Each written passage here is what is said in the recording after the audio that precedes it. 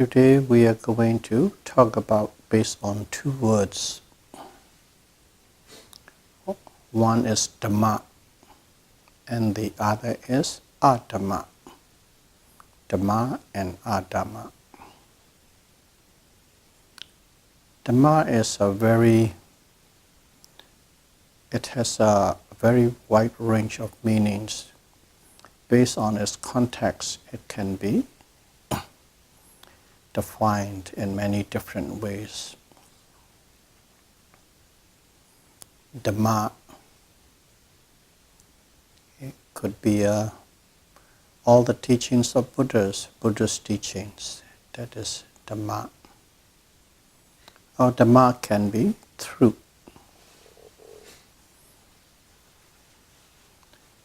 Dhamma can be the true nature or ultimate reality.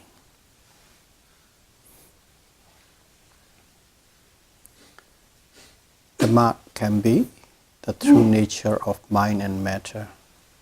So many meanings. But in here, we can say Dhamma as a truth. Or Adhamma, false. True or false. Or right or wrong. Or good or evil, good or bad, wholesome, unwholesome, fair, unfair, just, unjust. All the sense of the meanings will come under the understanding of the word Dhamma. So, good and evil. Good is Dhamma, evil is Adhamma. In Pali, whenever you add a word A, it negates the meaning of the previous word, of the prefix, of the word they put in. Dhamma, Adhamma, good or evil, wholesome or unwholesome.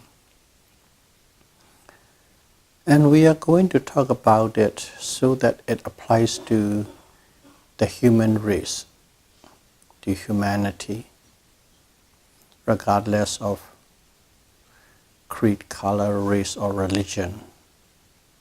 It can be applied to all.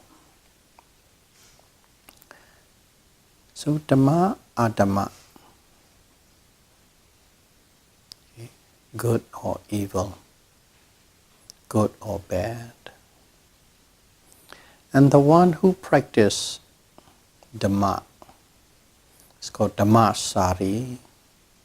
The one who practices Adhamma is called Adhammasari. Okay? Sari is a person, an individual, or Dhammasari, the one who practices Dhamma, or the one who has a habit of Dhamma. Adhammasari, the one who practices Adhamma, or the one who has a habit of living with Adhamma. Okay. The person who practices. So two groups of people, and in humanity too, there are two, you can put it into two segments.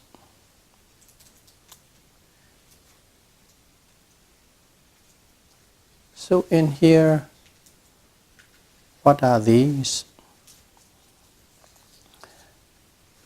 These are Dhamma, under the name of Dhamma, called Tusarita, Susarita. Okay, Su or Tu. It's happiness producing. Sarita is a practice or a habit. It is a habit. If one keeps this habit, it produces happiness and peace. Susarita. And another one is called Dusarita. Du is suffering, dukkha. Okay? Sarita, a habit or a practice. Dusarita, habits or practices that produce suffering. Okay. Dusarita and susarita. Those are the two. The one who lives with the habit of Dhamma, practice, susarita. The one who lives with the practice or habit of Adhamma, practice, dusarita. So these are Dhamma and Adhamma. And in here too, just for a general understanding, the Buddhas discovered many things in this world. And he discovered some are the fixed law, the fixed law. Or you can call it phenomenon. Okay. Whenever there's a phenomenon, it operates in its own nature. It operates with its own fixed law. As an example, in this universe, there's one fixed law, is the natural law or physical law. Okay. Okasa loka, natural law or physical law. This physical universe is not random. It has its own principles and it follows a certain formula and it operates as a phenomenon. It's nothing random.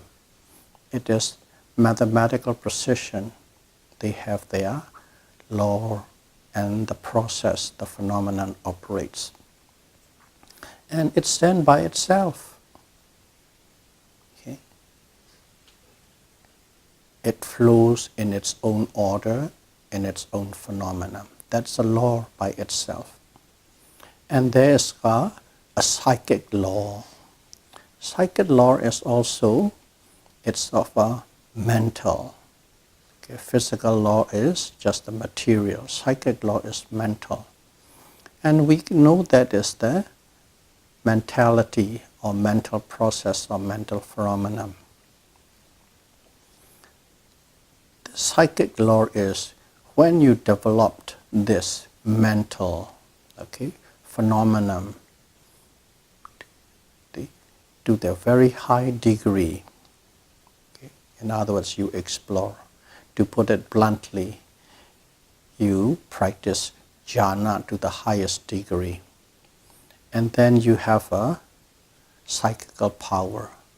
That also, the whole system, from the ordinary mental state, the feeble mental state, to the highest powerful mental state, that process is the psychic law. And that also is not a random. It operates in its own process, in its own phenomenon, and that is a stand-alone by itself. This psychic law can influence a certain part, a certain region, a certain segment of the physical world. It cannot influence entirely, but they can carve out and make a domain of the psychic world in a certain part of the physical world. That is called the psychic law or psychic phenomenon, psychical phenomenon. And also there's a karma. Okay. Karma is a karmic law. Karmic law is due to the process of cause and effect. But that karma is specifically for the living beings, not in the physical world, in the living beings. Most of the living beings are the combinations of physical and mental materials. Okay. Based on the realms that they are in, the nature of the physicality changes. Okay. Very gross, very dense, into very subtle and very fine to the level. And how fine can the material be? This material. the gross form of material, let's call it the way in the world that we live, their body. Okay, even the planet Earth, okay, it's a very form in a very dense way. But they are material. Okay, they're still material. And this Earth is a material. But they are still material so fine they can go through this planet Earth as if you are walking in the wind. That kind of a fineness or subtleness. And the living beings too. The living beings are based on whatever realms of whatever stages you are in. They have the body made up of various levels of these fine materials or gross material. That's why we cannot see beings that are of a very fine material body. But we can see in a world where we have the similar type of material combination or consolidation. That is also the world of living beings. And these world of living beings also operate under a fixed law or a karmic law or karmic phenomenon. In other words, whatever they do, okay, whatever they do, there is the action. Of course, we know the action is actually sprung out from the volition, okay, the will or the volition. That will or volition is the karma. And whenever you execute an action, whether physical or verbal or mental, okay, that become the cause, and because of the cause there is a consequences or result, cause and effect.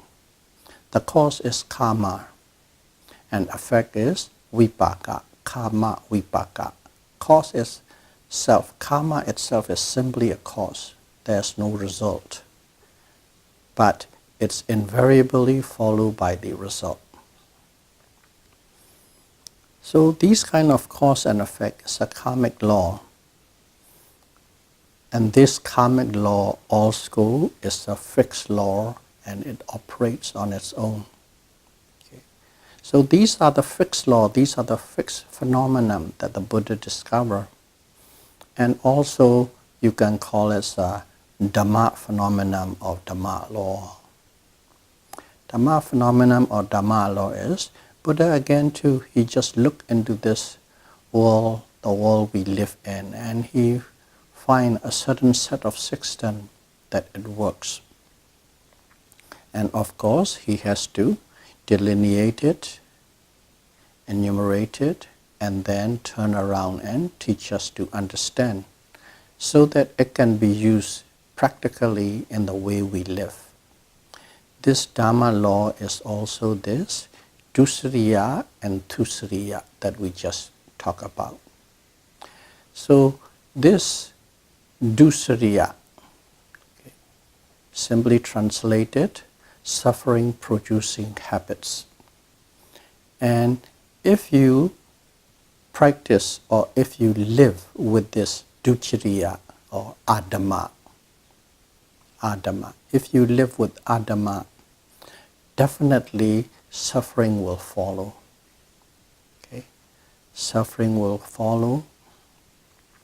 And if one lives with Dhamma or Tusriya, definitely peace and happiness will follow. This Dusriya and Tusriya exists. Okay? It exists and operates in its own specific nature, with its own process, with its own phenomenon, and it is fixed. If you do Dhamma, happiness and peace will follow. And if you do, or if you live, if you have a habit of Adhamma, okay, suffering, trouble, danger, all these unpleasant things will definitely follow. A set of habits, you can call it practice, But if you practice something repeatedly for many times, a long times, automatically that practice become a habit of a person. Okay? It can happen unknowingly, and it can happen consciously exercising a certain pattern or a certain system. You practice so much, at maturity, it becomes your habit. When it becomes a habit, you don't even need to think or put any effort. It's auto mode. It goes in. That's a habit. So in a Buddhist way, practice and habits are more or less very close and similar.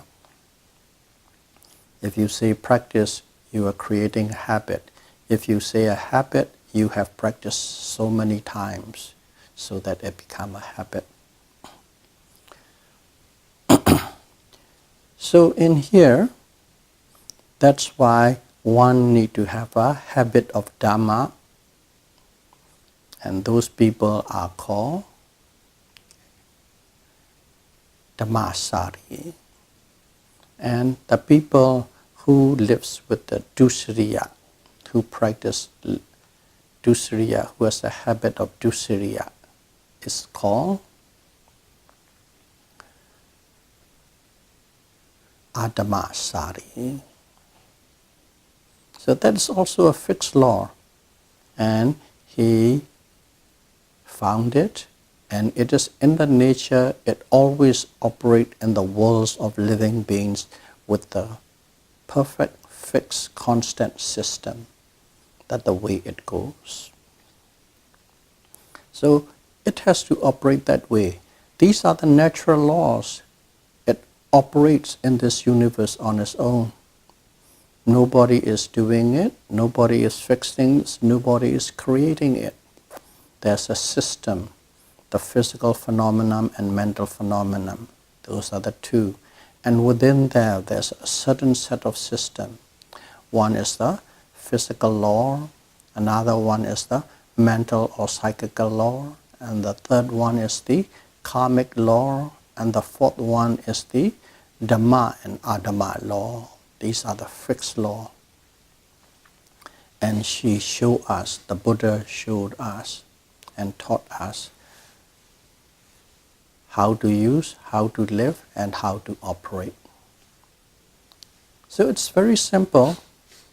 If you practice suffering producing, you will get suffering. If you practice a suit, happiness producing habit, happiness will definitely follow. This is how Buddha is presented.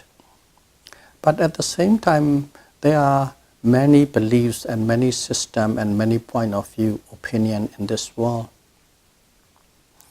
Some systems, some people might think in their system, what they do was, they will have a bath 3 times a day. You have a shower or a bath 3 times a day.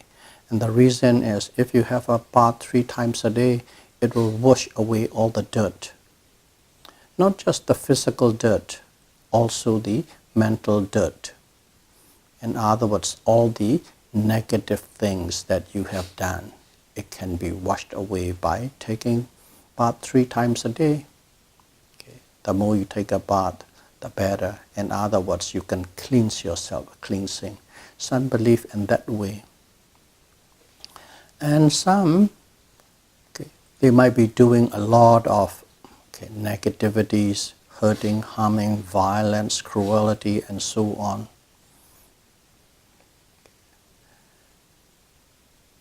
But one thing was, you turn around and you pray to whatever you believe in. You pray and you pray and you pray. And if you pray, what happened was, all these negativities that you have done, all the negative actions you have done, they can be washed away and they can be absolved. That's some people believe and some people do that way. Of course, you are not constantly doing all negative things. You are doing both good and bad. But at the same time, bad things when you do. But if you pray, it can be washed away. That's kind of a system. So different opinion, different point of view have a different way to practice. But let's say somebody who is really nasty, killing, cruel, robbing, thieving, let's put in a simple way, a gangster, a mob, you live that way. And then suddenly near the point of dying, you pray, and I want to be to the celestial realm. I want to go to heaven. I want to go to I wish heaven. I pray for heaven. I pray for heaven. What do you think? Will that person can attain or to be reborn in the heaven? That is food for a thought. Regardless how much you pray from the Buddhist point of view, if you have done negative actions, negative deeds, you cannot attain the bliss or the happiness of the heaven. So, all different system, but this is the system Buddha has put down for the Buddhists to look and practice this way.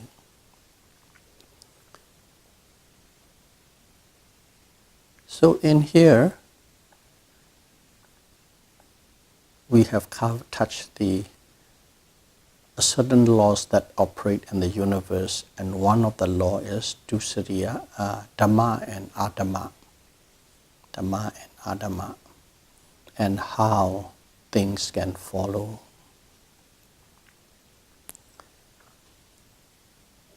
And in here, if you look at it, first of all, if you practice dana and sila, what is it? Generosity, sharing, giving, charity, sila, morality, not hurting, not harming, protecting others from your own action.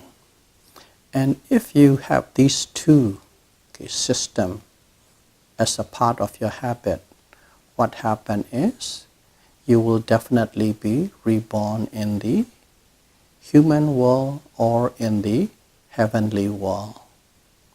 That's the path. The path to the human world and the path to the heavenly world, or the celestial world, or Deva Ram, is generosity and morality. If you can maintain those two systems in a part of your life, it will be reborn, because those are the path to there. And also there's a path, the path to the Brahma Ram. Brahma Ram. The Brahma Ram is through deep meditation, concentration meditation, samatha meditation. That is the path to the Brahman Ram. The path to the human and the Deva Ram is morality and generosity. And the path to the full woeful state is Adhamma. They are the path. And there's also a path to another one, the path to the Nibbana is the Eightfold Noble Path. They each have that path. It is all the paths are in front of you, and it is for you to decide and choose which path. Which path you choose, you should know where the destination is. But you choose one path and you want to arrive to the different destination, it is not possible, because it is a fixed law. It is a phenomenon. You can call it a fixed law or a phenomenon. Phenomenon doesn't deviate. It goes in a clockwork. It goes in a clockwork. So these things, when you practice these Dusariya and Susariya, in other words, good habits and bad habits, in a very simple term, you will reap the result of what is in accordance respective to each action. Of course, the results will vary. Everybody will be doing the same thing, but the result will vary. The quality of the result will vary. The quantity of the results will vary based on how you do. And there are two things that how you do. First and foremost is how much or how intense do you believe in, and do you have the will to do and the volition to do. The intensity of intent to that action, whether good or bad, that controls what kind of qualities you will be getting, the resultant. That varies. And also, both in the good and the bad, the qualities that you will reap varies from one to the other, and it is directly proportionate to the volition, which is the karmic law. Karmic law and the dharmic law comes in. Karmic law is in general, cause and effect. Dharmic law is very specific, intensity. So what are these? Dusariya and susariya. Let's say dusariya, do. Okay, let's call it bad. Sariya, practice, bad practice, evil practice. Or another meaning is do, suffering producing. Okay, practice, sariya, practice or habit. What are they? And it is, they are all together, the Buddha gave us 10 of them. And you'll be surprised how simple it is and why it is applicable to the whole humanity regardless of race or religion or the belief system. First and foremost is killing. Okay? Killing living beings, any kind of living beings.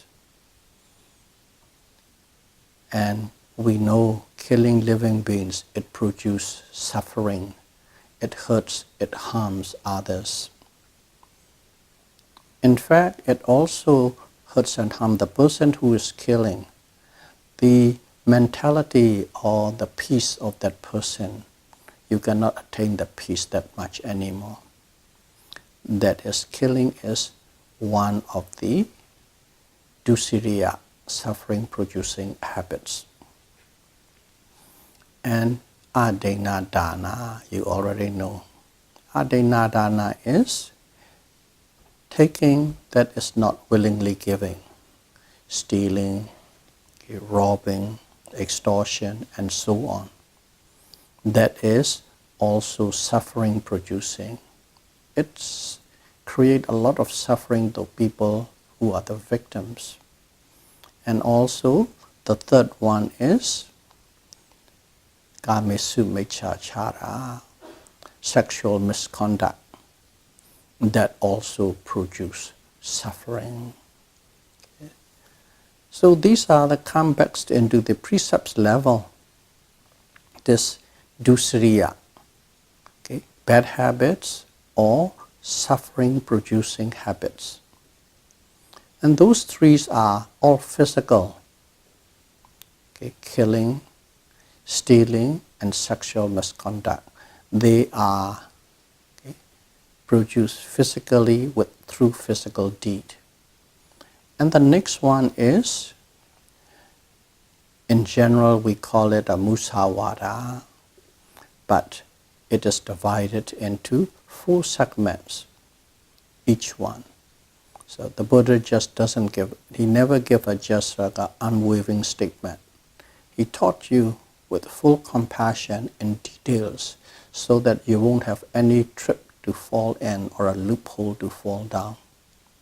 First of all is lying, of course, lying. And then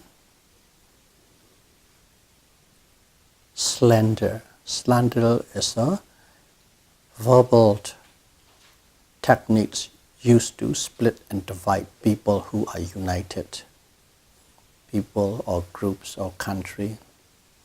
And rude and hard speech, that is also hurtful and harmful to others. And the fourth is frivolous talk. This is the one that a lot of people has a difficulty to follow or even sometimes to accept frivolous talk. But in Buddhism, okay,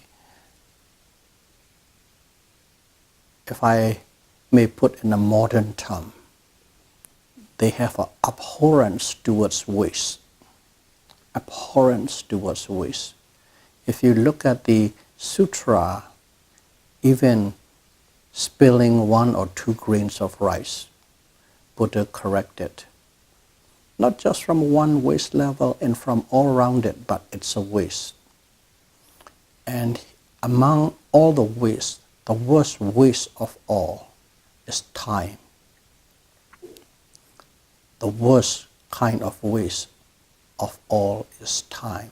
If you waste your time, that is the greatest harm you can do to yourself. And frivolous talk, what does it do? It takes a lot of your time. It takes a lot of your time. And it can go spinning and spinning and spinning around. You are wasting your time. If you look at it the way that frivolous talks are, how hurtful and harmful you can see.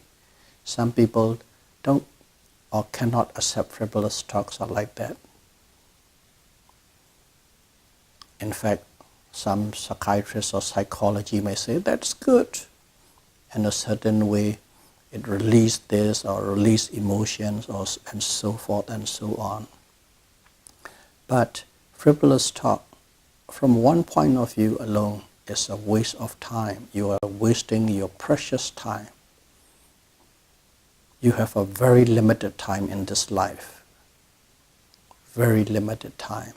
And in those periods, try and produce the maximum result out of it. The maximum essence out of your life. Don't waste time. Frivolous talk takes a lot of your time. So those are 4 kinds of speech. Altogether, 7. And then 8. 8 is covetousness. Okay? Abhijja in Pali, covetousness. It is in a thought form. Okay, very simple. First one is physical, second one is verbal, and of course, this one is mental, covetousness. And in here, as we are applying to everybody, in the thought form, whenever you are thinking purely on a thought form of how to get something that belongs to other, whether it is material or immaterial or fame or fortune, regardless. In your thought form, you think and you scheme. That covetousness, that is also suffering producing habit. Why? In a thought form, you might ask, it doesn't hurt anybody, it doesn't harm anybody. No, if we truly know all our physical and mental actions sprung out of thoughts, and if you truly understand that, you will see how dangerous it is having this covetousness in a thought form. And especially if you think again and again and again, it becomes strong and powerful, and intensity becomes so great, it bonds into speech, it bonds into deed. That's why covetousness, even in a thought form, is considered as suffering producing, because they are the seed of all our physical and verbal actions. And then Vyabhada. Vyabhada is ill will, ill will. The same thing, it's in a thought form, thinking about how to hurt, how to harm others, how to make other people a little bit discomfort. Okay, if you want to refine it, sometimes, they got a little too cocky. I'm going to show him how to. Just a little bit, just to give him a little beating, so to speak, just to make him aware. Of course, you are thinking with an idea of righteousness, but still, there's anger related to it in a thought form. And we have already explained it is suffering producing, even in a thought form, because all things sprung from thoughts. So that's number 9. And 10. 10 is the called Miccha Detti. Miccha Detti. 10 is again in a thought form. Miccha Detti. Detti, it's a view. Miccha is a wrong. Detti is a view, wrong view. Wrong view and correct view. And this one, some may believe it, some may not believe it. But this is the principal guideline for the whole system to work. Okay, especially if someone has a Uddecha Detti, which means you come into a being, you come into life. There's no cause you become a person. It just happened to be accidental. And then when you die, that is the end of it. The end of you, the end of me, the end of us. That's it. There's no previous life before, and there's no cause for your existence. There's no condition you to become a person. Conditionless, causeless, accidental arising. And when you die, it's simply finished. Okay? There's no more to carry on. That's called Uchita. Only one life. You come from nowhere. Okay? You don't have any place, accidental, and when you die, it is the end of it.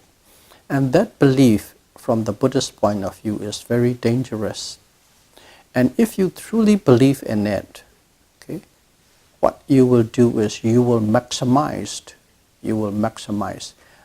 with any means and every means to benefits for self-benefit in this life, for the wealth, for the fame, for whatever you want, whatever you do, because there's no consequences. There's no consequences. Doesn't matter, you become rich by stealing, you become rich by killing and taking others, and so on and so forth. The only thing is, the ends justify the means. That is the approach that person will go, because he has nothing to be accountable for, responsible for. So if one has that view, that person would tend to go in that direction, only for this life, because this is it, and I will do the best I can for everything what I want, by hook, by crook. That's the system.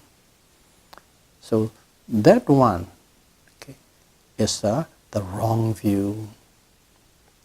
So in other words, that is the main thing for the dukkha, if you think the accidental and one life, because it opens up to anything is justified to do. Good or bad doesn't matter. So that guided through all these things that dukkha can do.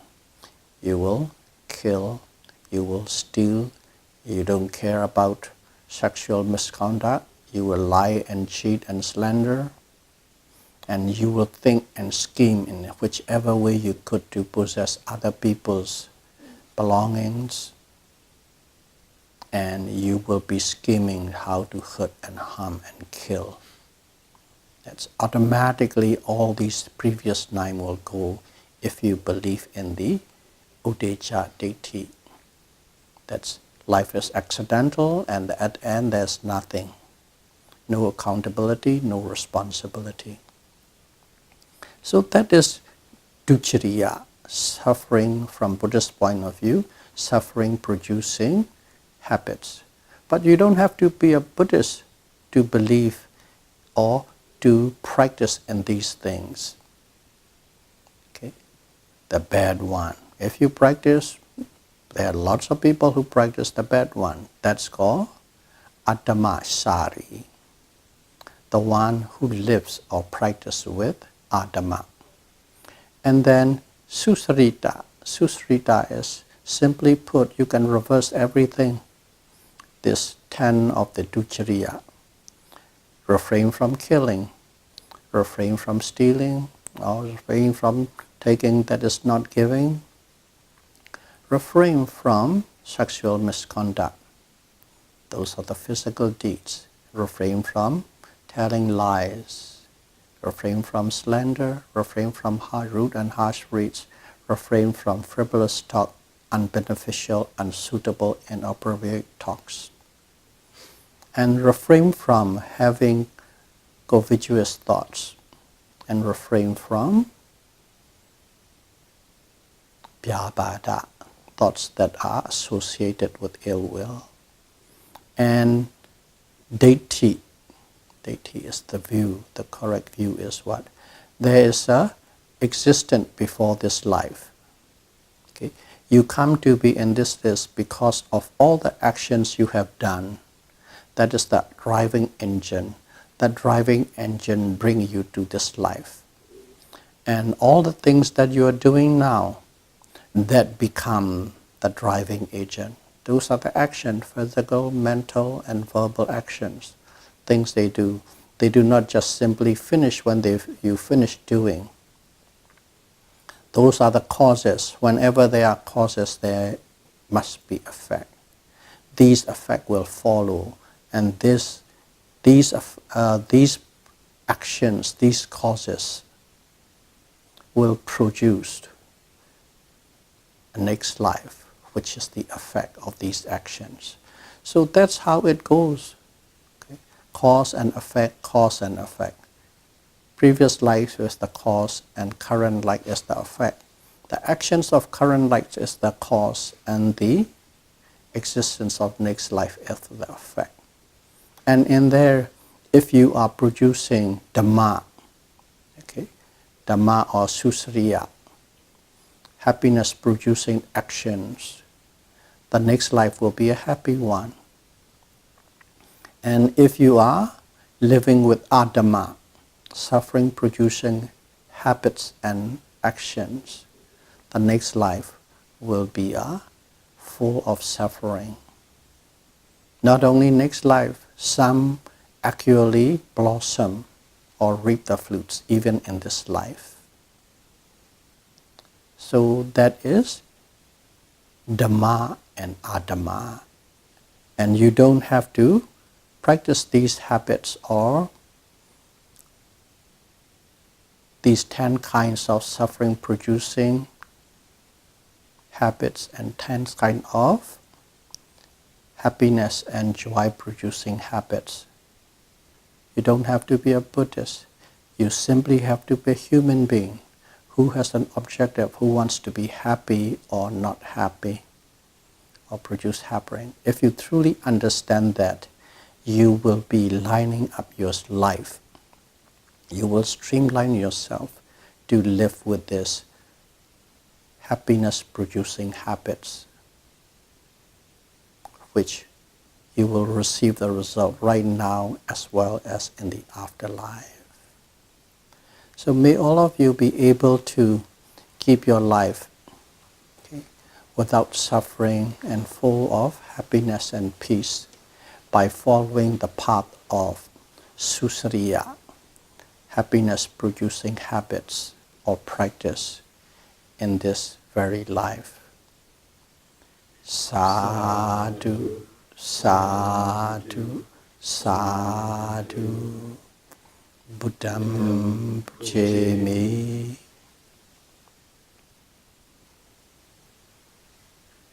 Dhammam puchemi.